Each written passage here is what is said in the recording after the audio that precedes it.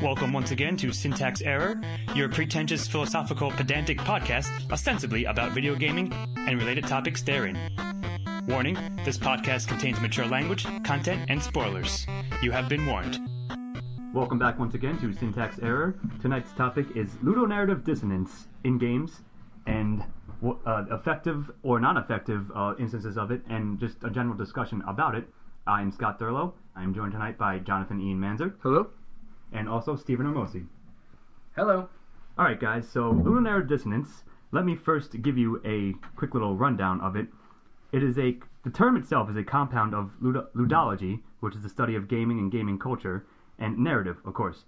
And the definition refers to the intersection in a video game of the ludic elements, the gameplay, versus the narrative elements. And specifically, it highlights the conflicts between a video game's narrative and its gameplay. The term was first coined by Clint Hocking, formerly creative director at LucasArts, then at the time he was at Ubisoft, on his blog in October 2007, and he coined it in response to Bioshock, of all things, which, according to him, promotes, quote, the theme of self-interest through its gameplay while promoting the opposing theme of selflessness through its narrative, thus creating a violation of aesthetic distance that often pulls the player out of the game or breaks immersion, as we may say. So, the example I'll give you guys is that I always give when people ask what the hell is ludonarrative dissonance, is that if you ever played any Zelda game, in it, of course, you play as Link, and inevitably you're told that you're the hero, savior, hero of courage destined to save the world, and every NPC you ever encounter takes it on face value as such, and you do solving every little minor problem, correcting every little issue for them in the world. And they thank you, their gratitude is beyond measurement almost. However, you can fuck up their vases and cut down their lawns. You smash up their house. Exactly. You can basically screw around with their belongings for your own gain and benefit and resource mining, but no one ever comments upon it. Well, as Hyrule is run by its pottery business, you're actually helping the local economy. You're driving the economy? I guess. That's funny. But I believe it was Link's Awakening, where if you steal from the shop, you're right. Called Thief for the rest of the game. You renamed to Thief, I remember that, you're right. And I also remember that in Link to the Past, you are a criminal according to the Empire, and a number of, I believe 2 actually. That's true, but the Empire is corrupt, of course. You can read the signs in the town that said, your picture of you and says wanted criminal. But 2 NPCs run into their houses and call the local authorities. That's right, when you show up. Yeah, I remember that, true. So, that's true to a certain extent. That's the one instance when there is not ludonarrative dissonance in those series, sure. However, another thing, you've seen this in a lot, mostly MMO RPGs, stuff like, it's almost implied and or outright stated like you are the hero of the world, you must save our universe or whatever it is, except you spend the first little part of the game hunting down rats or the minorest of creatures as tutorial training sessions. And if you truly were on a quest to save the world, that would be extremely superfluous. There's no time to hunt rats if a god is coming to destroy the whole fucking universe. I think it really depends on whether or not you're supposed to be starting from nothing and then become the savior of the world, or if it's at the beginning of the game, you're like, oh, now it's time to save the world. Also, I have to go fight some rats. Sure, but that's the whole thing. Well, I guess converse to that would be, I believe the trope is called Adam Smith Hates Your Guts. Yes, that's true. Where when you're recognized to be the savior of the world and the entire world rests on your shoulders. But yet you're still paying for stuff in shops. Yeah, yes, that's and true. Not only that, but they're charging you an extreme amount, even though theoretically they should be giving it to you because they're going to die. Yeah. I guess that's economy at its best. That's funny. Yeah, you're right. I mean, that's of course sort of the humorous flip side to it, and even beyond that, as you get richer in the game, things cost more. But you the items you need, however, they're charging you. Well, you're right, more and more. Yes. That's funny. Yes. Sure. Right. I think it's kind of a given in games that this is going to happen a lot of times. Good point. Just because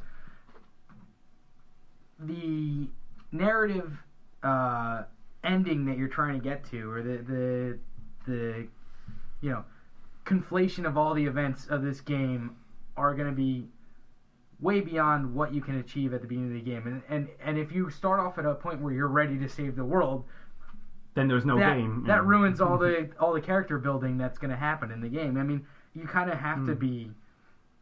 There kind of has to be this dissonance between the gameplay and the narrative for it to be an effective game. Actually, I want to provide 2 examples of the extremes, and oddly enough, produced by the same company. Mm-hmm. You have Oblivion, where one of the quest lines involves you doing the standard RPG of killing rats in the basement, but in the end you're protecting the rats from mountain lions. Oh, yeah. I remember that. Yes, so that's a subversion of the old there's a trope. funny little joke on that. You're right, yeah. But then, and this is a major complaint I have with New Vegas, and in a sense a major complaint I have with sandbox-style games, is that by the time I got to New Vegas, I was a recognized hero. I had done great things for the world. I had sent ghouls into space on a rocket. I had negotiated peace between the Great Khans and the NCR. And I believe I had actually done some major operations for the NCR.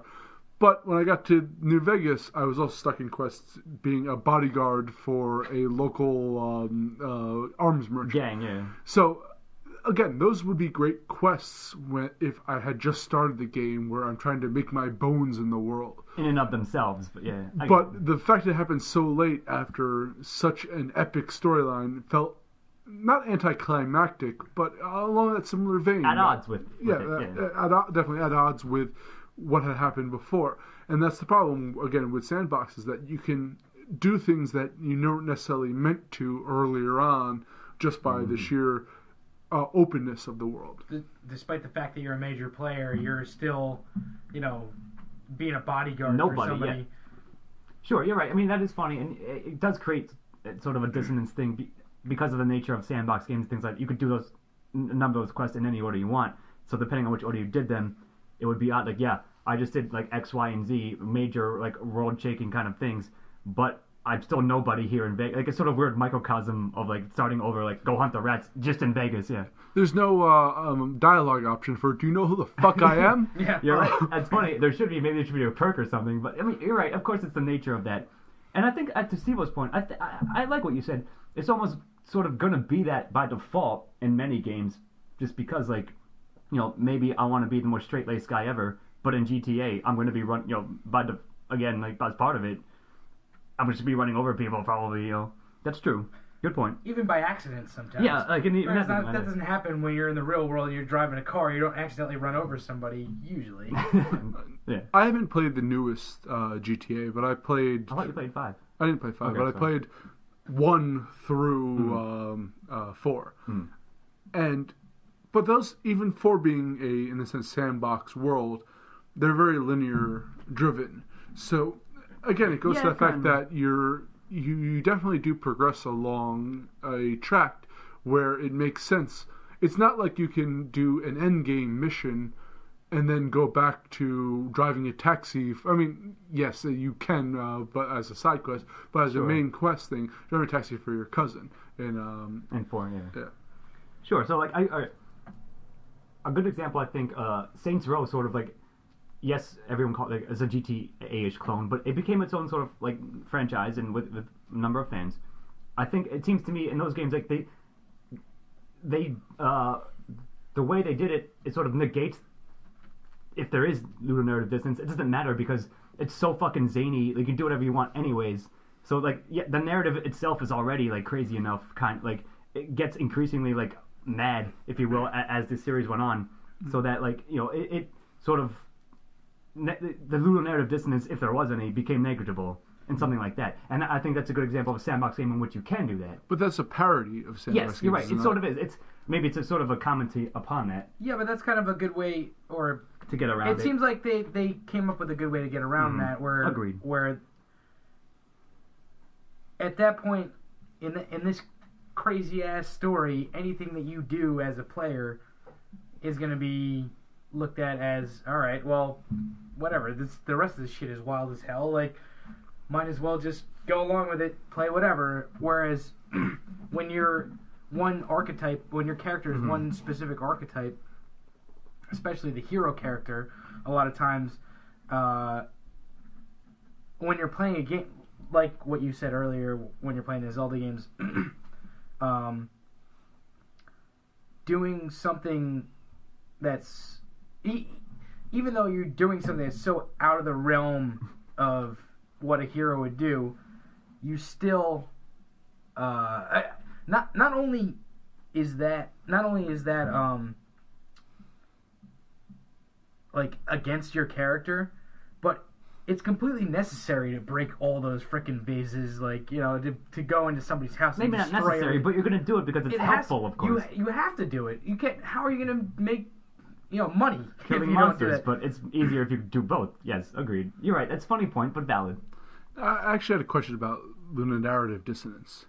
Is this strictly for gameplay aspects that affect, like, narrative, or is it about developers creating a moment in a game that goes against what you feel the character would do?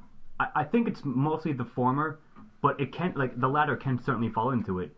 I think that, you know, according to the original definition, like, I'll disagree with the original definition, but as applied to Bioshock, but I'll get into that later. But to answer your question, I think it's mostly that. But of course, the second thing that you said is going to be like just less of it, you know, less noticeable, maybe less immersion breaking if there's a few scattered moments versus like something that's so clashingly at odds like the Zelda thing. Well, I was gonna say, why don't you go a little bit more into the Bioshock thing? Okay. Right, like while we're talking about it. All right. Yeah. So let me address it. Sure. I'll read it back real quick, just so Bioshock promotes the theme, again, according to Clint Hocking, promotes the theme of self-interest through its gameplay while promoting the opposing theme of selflessness through its narrative. I don't think that's quite true. Like, I don't agree that it promotes selflessness through its narrative. Like, you can choose to be that or not. It's sort of the morality thing in a sense. Well, it was a commentary on Ayn Rand's selflessness philosophy, or selfish philosophy. Yes. And a negative commentary on it. So in a sense that, from the fact that you got punished for immediate gratification with the Little Sisters, goes against that. All right. You're saying I guess that's where he's deriving that from. Okay, sure, but that's sort of a small. To me, like, it just isn't enough to qualify, even though it seems to be the codifier of the. But definition. I'm disagreeing with what he's saying, that it's actually promoting selflessness overall. Against a context of how selfishness brings about ruin. He is the original author is saying that the game promotes selflessness in the plot, in the narrative, yes, but in the gameplay promotes selfishness. But can anyone here describe how it does promote selfishness? I see what you're saying. So the fact, like, if you save the Little Sisters, which would be selflessness, then you get more gameplay rewards. In the long term. In the short term, if you're selfish and harvest them, then yes, you get immediate rewards. Immediate kickback. Yeah. Yes, and I felt that each boss was a characteristic of a certain type of selfishness. That sure, I agree with that. There were caricatures of it, kind of, in a sense. I agreed. I don't know. It's interesting that it originated from that, and certainly, you know, I think it could be more aptly applied to other games above Bioshock. I agree with that. Actually, to a shameless plug here for our morality podcast, but I feel that morality does play a part into that kind of dissonance. That you can Absolutely. kill like hundreds of people and then do minor, like in Fallout 3, as we keep bringing back to, if you give enough water to the guy, you can boost up your karma. Or if you donate infinitely, you can donate enough money to this cult to right, boost up your karma, even though you might be murdering innocent people stealing in the town. Everyone's shit otherwise. Yeah. It's funny, yeah. But things like that, like, that's a perfect example. I would say that's more, like, it's more qualified to be dissonance in a sense. Or just a weird way of doing it. But it is immersion breaking, what I would say way more than like the Bioshock example, or maybe a couple other things might be.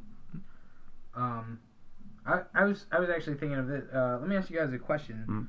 The original article, which I actually haven't read the original article, but I know a bunch about it. I've read up on it a little bit, and I should really just read that article. But anyway, we'll link it later. Let me ask you guys a question. Do you think that when Ludonarrative Dissonance exists, do you think it actually takes you out of the out of the story? Because that's one of the main themes of that article, and I don't really think, for me, I don't think it really takes me that much out of the story, out of the narrative. I think it depends on what type of player you are. If you're a power gamer and you're doing everything to maximize, not if you're min-maxing, then it can. But then your goal is not for a good narrative, but to best the greatest numbers, of course. Yeah, exactly. Whereas I'm a very, very strict role player. When I play like Fallout or any of the Elder Scrolls, I put like restrictions on my character that aren't in game, but make sense logically if I was like carrying a certain amount of items that I even though the maximum I could carry like 30 swords at once. Yeah. When the game logic, it's completely unrealistic though. So I only allow myself a certain amount. So again, I kind of avoid dissonance by forcing myself to role play.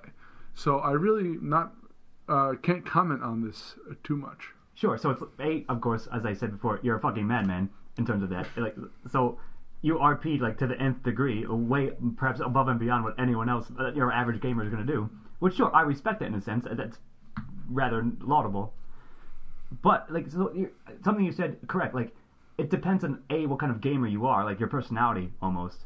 Like, to me, I would say it's not like, if I notice it, I'll be like, that's weird, like, it's at odds, but it doesn't like break it depends broadly, like, what kind of how their setup is. But to me, like, generally, I'll say like, that was weird, like, that's inconsistent, but it's funny. I'll chuckle to myself and I'll move on. I'll still be in the story and so forth. Yeah, I don't think it has to break immersion. I think it can. Mm-hmm. Exactly. Yes. And it's, like, there's certainly games that I've been playing. Nothing is jumping into my mind right now, but like, there's certainly games that I've been playing where an event will happen. I'll be like, well, that was way out of character. Yeah, or like, exactly. That seems strange that my character would do that. That was odd. Yeah. But at the same time, like when I was playing Bioshock, it didn't bother me. And I don't think I usually play games as good as I can. I'm as good as I can be, and like I know I'm probably different from the rest of the panel here, but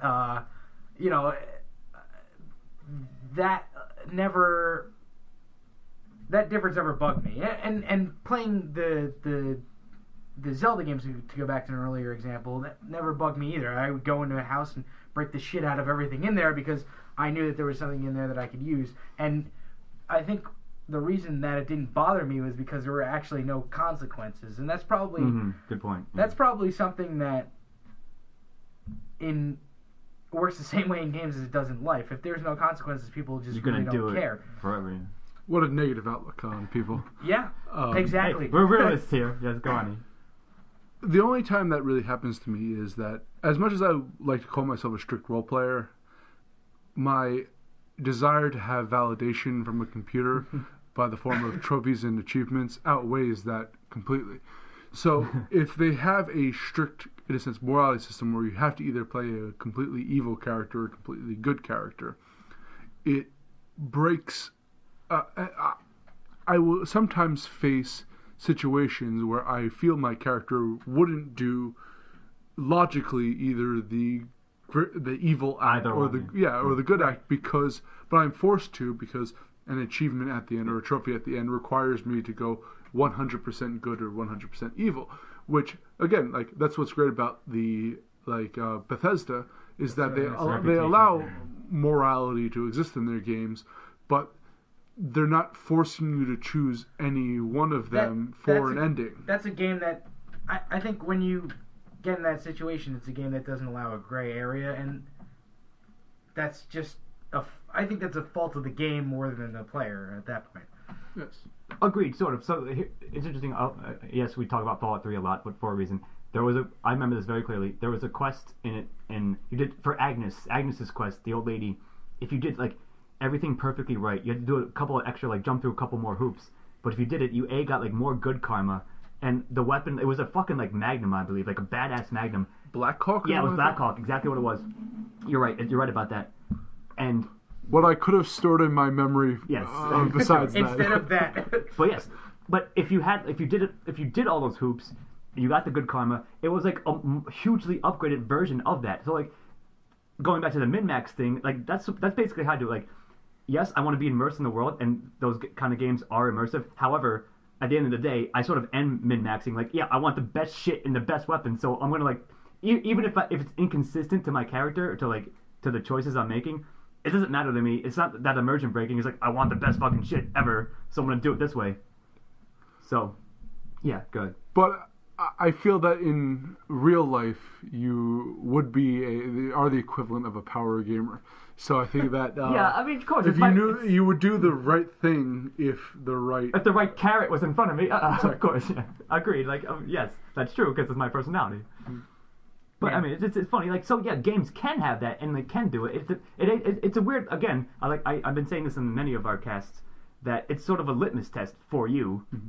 Whether or not like you're gonna do that or not, and what reward you want, depending on what reward there is, how you're gonna do it, even if it's completely out of odds of what you've been doing so far. Well, that's kind of another good question. Is like, do you guys think about the fact that have you ever been playing a game and you're like, oh, I'm supposed to be the hero, but I'm kind of being a villain right now? Yeah, like, Fable. I did it in Fable. All right, so like I don't know if I have We're just a good at two shoes, apparently. Well, yeah, for the most part, but there's this idea that even though I have to do some messed up shit, it's for the game. Like, right, it's not an artificial kind of thing. It's not something that I look at as like as this is. I look at it as like, this is what I have to do to play this game. Like, it has nothing to do with whether or not what I'm doing is right. It's a here's the level that I'm at, and I want to get to the next level. It's a min-maxing thing. And here's where the step is. Sure. Exactly. And most of the times that's what it is, and that's what games lead you towards. Is it? I don't know. Yeah, no, I completely understand what you're saying, and like, agreed. Like, to bring it back to the example I just said, like, if I was role playing hardcore like E sort of does, or like, if I was trying to have a consistent character, I should have been like, fuck you, Agnes, and blew her away and stole her the Black Hog. But that wasn't a choice, really. So instead of that, Well, I in numerous podcasts I brought up the thing between kind of the third person linear and the first person sandbox. And the divide of that, yeah. And I feel I can get more immersed in, as much as I enjoy doing the whole role-playing thing, and before New Vegas even implemented the hardcore mode, which wasn't anywhere near it wasn't that hardcore, yeah. As hardcore as I make my character. I'm forcing him to eat regular meals and sleep 8 hours a night. Because you're a madman, of course, as we said, but yes. But I feel I can usually get more immersed in a good third-person linear game that's telling a story just like I'm watching a movie than Except for Red Dead, apparently. Oh, again, I felt that audiences can check our Red Dead podcast about that, but I'm sorry, I didn't mean to derail you. Again, I didn't enjoy the character development, and I felt there are better examples of character development than John Marston. If you listen to that podcast, you'll get my full opinion on that. It's not great. At length. But, I don't know, like, maybe it's just a product of my youth and my rose-colored glasses and whatever other colored glasses I have, that I'm looking at these great, like, role-playing games of the past, which have, like, hundreds of hours of story. Granted, most of it padded out by me killing the same monsters over again to get up the levels. But that really, and when I'm playing first person, I have to put in the extra effort to feel immersed in these stories. Sure, maybe. Like, I mean, that's interesting. So you're saying you feel like you have to sort of like add a layer upon your own self to get into the character of those kinds of games. Where like ostensibly it's supposed to be easier because of that A perspective and because it's sort of a cipher. You're choosing a limited number of dialogue options, but ostensibly, again, those dialogue options should be somewhat like, if you want to have a consistent character, there's a dialogue option each time to do that. Otherwise, it becomes ludonarrative dissonance in that sense. Since there are 4 endings to New Vegas, I played 4 different characters too. Sure. One was a complete moralless brawler who I punched a Deathclaw in the face. Which is still kind of amazing. Ian punched Deathclaws in the face to death in New Vegas. You should be impressed if you're a gamer or like a fan of Fallout. Love and hate, I believe, were my weapons there. I played myself for one game. I played a thief for another that worked with Caesar's Legion. And I played Forrest Gump for my fourth one through. Nice, which is great. Intelligence of 1 and a charisma of 10. Max, yeah. And I actually felt that was the most appropriate character for that world because I'm at the center of all major events in I'm sure it made it interesting. That's funny. Like, it's really funny. It's hilarious. I forgot that you did that. And this is quite lunar. Like, I heard this described about AC Unity, like the newest one just came out. That your main character basically Forrest Gumps his way through the French Revolution, which kind of like it's somewhat dissonance. Like, yes, he's there for all the events, but like it's just sort of in the background. Well, from what little I played of the Assassin's Creed series, it feels like they've like gone overdrive with that. In the first game, kind of, you meet like I believe Saladin and Richard, and King Richard, but briefly at the end as the climax, right? Like, and then as the games progress, you're becoming more and more involved with everyone who is historically famous in that world. You're right. I agree with that. So I'm not sure if it's dissonance, but you're right.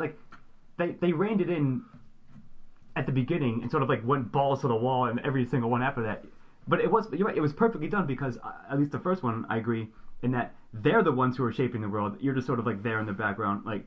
But then like in 2 and when you're Ezio, the main big bad is fucking one of the Borgias, and he's the fucking Pope. Like, it's ridiculous. Like, he's like your arch enemy. Yeah, I remember you like fist fight the Pope in the Vatican. You fist fight the Pope with the fucking artifacts from the Forerunners or whatever they were, like the precursors. Like, that's funny. But yeah, like it's a little weird. Like you know, it's whether or not you're gonna get it out. Go ahead. Just bringing it back to the original point, though. That was what lost me in these. Not the bland main character, which I was willing to accept. Right, but the fact that like it went so off the rail at that point, I had no desire to play any of the rest of them. Let me say one quick thing. It's just something interesting. So in AC Rogue, I kind of like this. So right, so you're supposed to be an assassin fighting for the common man. There is no like free will reigns all, like, and the Templars are trying to control people, so it's a conflict between control for order or free will, which might cause chaos. However, in Rogue, when you switch, again, quick spoiler, but you should know, in AC Rogue, you start off as an assassin and then switch to joining the Templars. After you join the Templars, you can murder like any random citizen freely with no consequence, which you couldn't like in all other Assassin's games. If you did that, it would be like he didn't. Ex-assassin did not kill citizens, like, you know, penalty for you lost health or whatever. It just gave you like a little like slap on the wrist. But I thought it was like they realized that, and therefore to avoid the Ludonarrative Dissonance, like they paint the Templars as the bad guys. It was a more nuancedly explored story, but I thought it was a little kind of like a nice little thing to have in there that now that you're a Templar, you could just do it if you want. So at this point, you're a bad guy in the narrative, and like. Well, it's interesting. Maybe like it depends whether or not you think their agenda. Bad is guy bad. in quotes, yeah, obviously, exactly. but like You're bad. So but...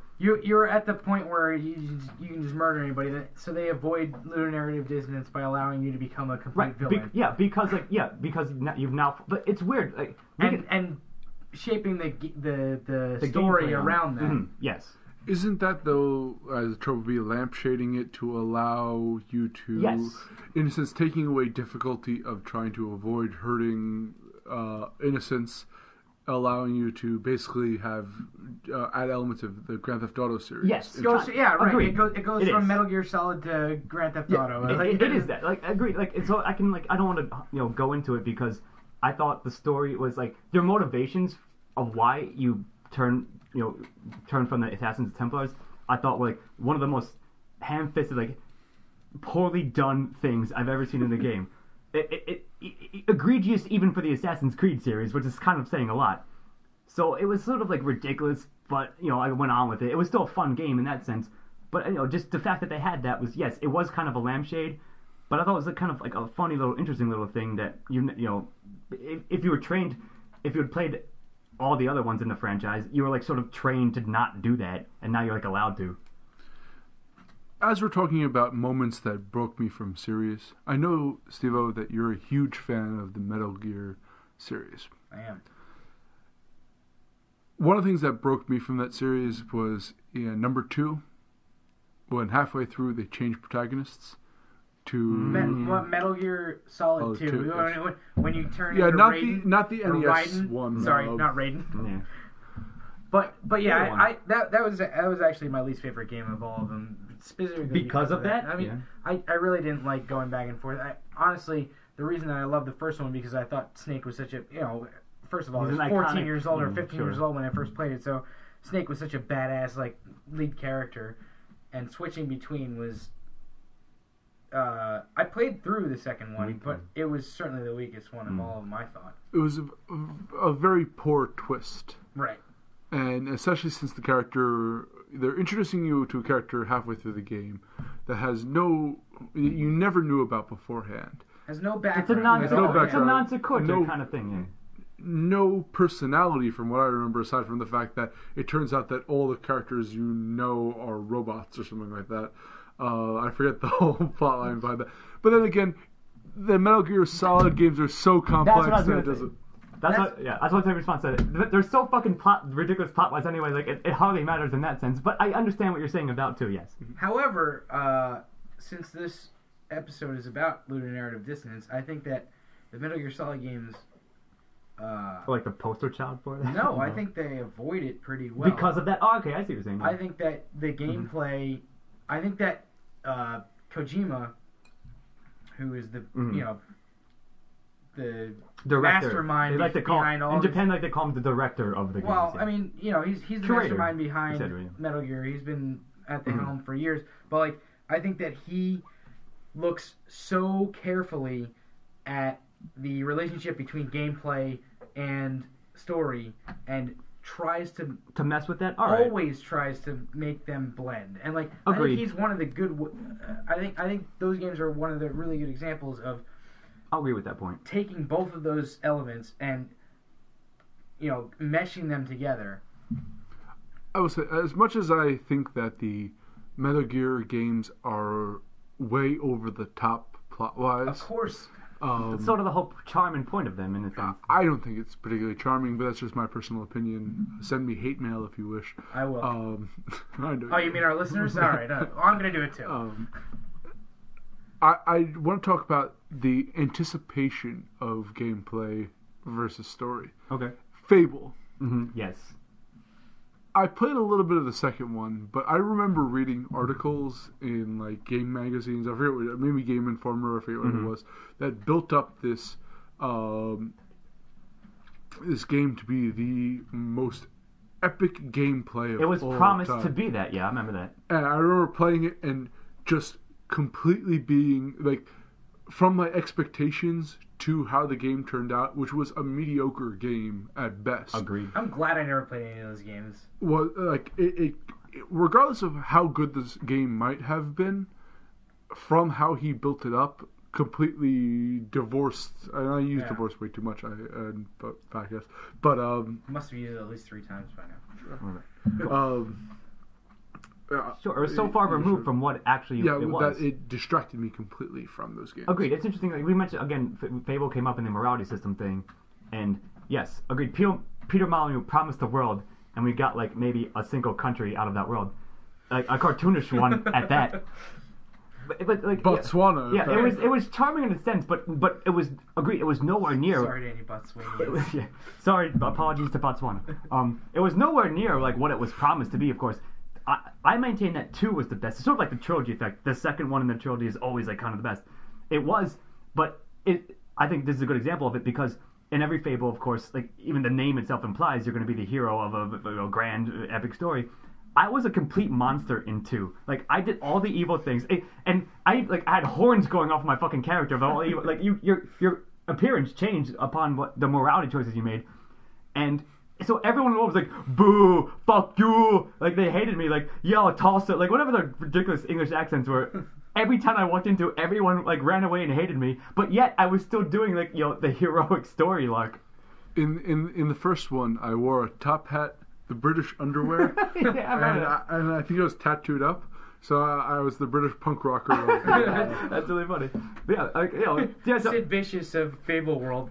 But that wasn't what it was promised to be. I kind of enjoyed it playing was funny, that role, but not what it was supposed to be. Agreed. Like Fable's a really kind of funny, like good example. But going back, and my dog had like glowing evil red eyes too in Fable 2. So it had like a demon dog with me. That's the dog from Ghostbusters. Yeah, it was because I was a demon myself. Zool. But nevertheless, I was still fighting like the villain was like I was probably worse than the actual big bad villain character-wise, but because the game. But you're the hero. Because of Ludonarrative Dissonance, the game tells me that I'm still the hero and I have to fight this guy.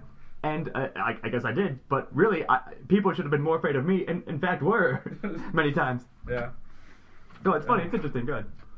I remember in Baldur's Gate, the original, you can walk into a lot of people's houses, very RPG style, and they tell you, if you don't leave right now, I'm calling the authorities. Yes, that's right. So they definitely commented upon that whole that kind of thing, trope in RPGs. Of like, yeah, I respect that. Yeah, I think Bethesda does that a little bit. They did a couple. Skyrim had it a little bit, yeah. Mm-hmm.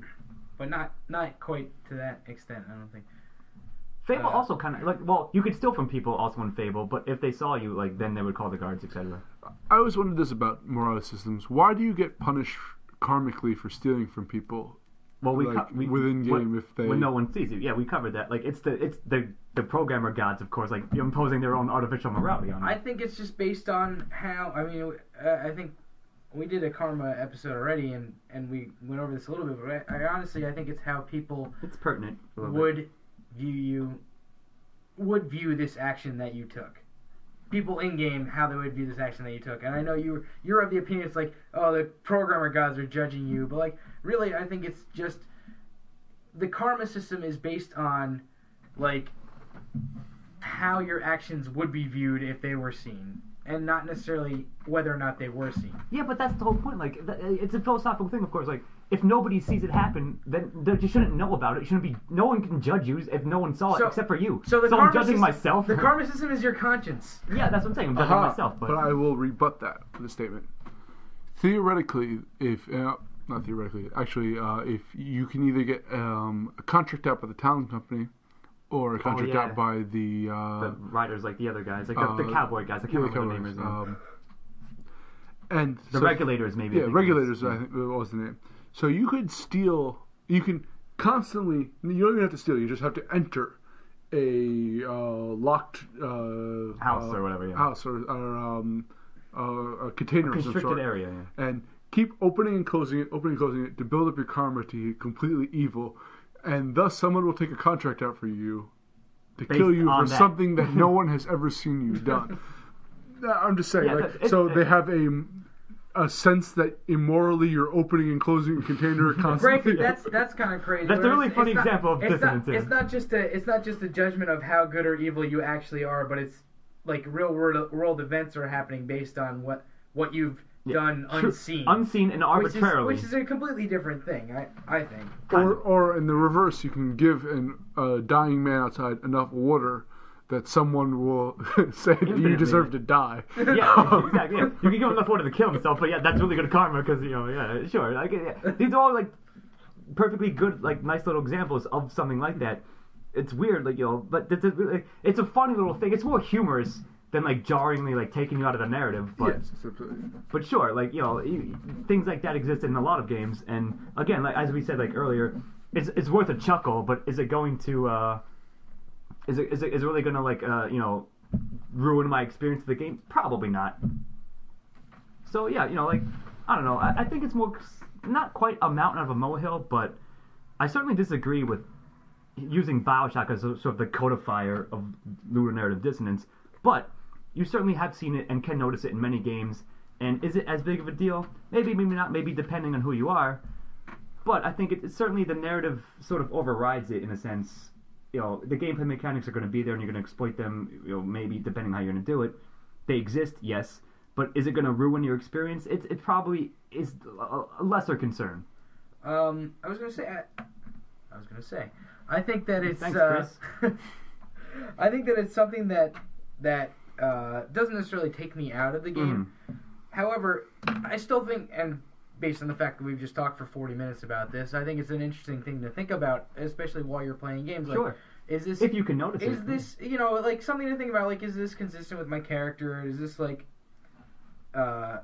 imply some kind of sense of entitlement that my character has? Like, does this imply, like, that my character is internally a bad, like, you know, a bad person? Like, even though, and honestly, this is certainly not meant, this is not what the game makers mean to say by it, but it's something that you can look at and Extract say, from hey, it. look, there's a lot of people that are looked at, you know, throughout history of the real world that are, like, looked at as good people that have done some terrible shit, and that's kind of the way that the world works a lot of times.